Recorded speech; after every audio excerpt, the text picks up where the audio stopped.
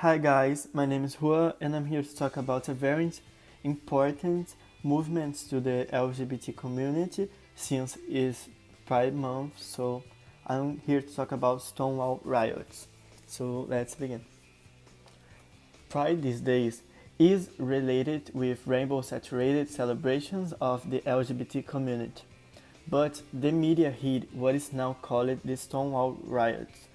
It reflects the era's homophobic attitudes. In the late 60s, it was still illegal to be gay. Not a single law protected gay people from discrimination, and there were no openly gay politicians or pop culture icons. What is Stonewall in? Stonewall opened as a gay club in '67 in Greenwich Village neighborhood. New York was notorious for its strict enforcement of anti-homosexual laws that made it risky for gay people to get along in public, let alone at a bar. The mafia stepped in to get some benefits. To get around state regulations that prohibited gay people from being served alcoholic beverage, mafioso Fat Tony operated the Stonewall Inn as a private club, taking its name from the previous bar restaurant so he wouldn't have to change the sign.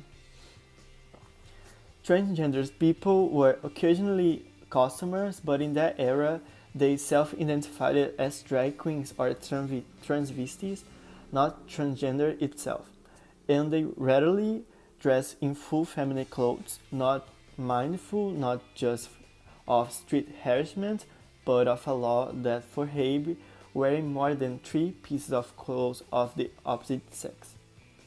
Because it served gay customers, police raids were common. Management typically bribed police to tip them off in advance so they could turn on the lights and interrupt dancing, which could be risky to get arrested. How the riots started. It was Saturday, June 58, 1969, when 9 policemen entered the Stonewall Inn. They arrested the employees for selling alcohol without a license, cleared the bar, and in according to a New York criminal statute that alters the arrest of anyone not wearing at least 3 pieces of clothes of their gender, several people took into custody, so it was the third raid on Greenwich Village gay bars in a short period. It started a crowd outside the bar, and they did not retreat as they almost always had in the past. Gay people were extremely tired of being treated like that way, so they stand for what they believed. So their anger was apparent and vocal as they watched bar bosses being forced into a police van. They began to tease and bump with the police and then threw bottles and stuff like that. The police was used to a more passive behavior even from larger gay groups. The policemen called for reinforcement and barricaded themselves inside the bar while some 400 people rioted outside. The police barricade was breached and the bar was set on fire. Police reinforcement arrived in time to extinguish the flames, and they eventually dispersed the crowd.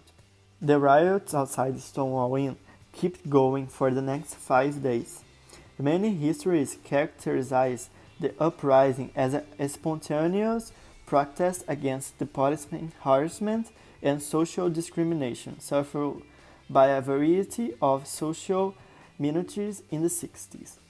Although there had been other protests by gay groups, the Stonewall incident was perhaps the first time lesbians, gays, and transgender people saw the value in unity behind a common cause.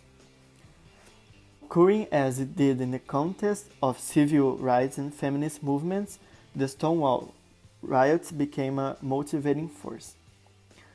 What is the Stonewall legacy? Stonewall soon became a symbol of resistance to social and political discrimination that would inspire solidarity among homosexual groups for decades. Although the Stonewall Riots cannot be said to have initiated the gay rights movement as such, it did serve as a catalyst for a new generation of political activism. The event sparked the formation of scores of gay rights organizations. In 1999, the U.S. National Park Service placed the Stonewall Inn on the National Register of Historic Places, and in 2016, President Barack Obama designed the site of Stonewall Uprising a national monument. The monument included the Stonewall Inn, Christopher Park, and the surrounding streets and sidewalks. That's it, guys. Thank you for watching. I hope you like it. If you got interested by this subject, I think you could search on Google, and there are a lot of sites and articles about this, and I think it's really good to get to know things. Yeah, that's it. Thank you. Bye.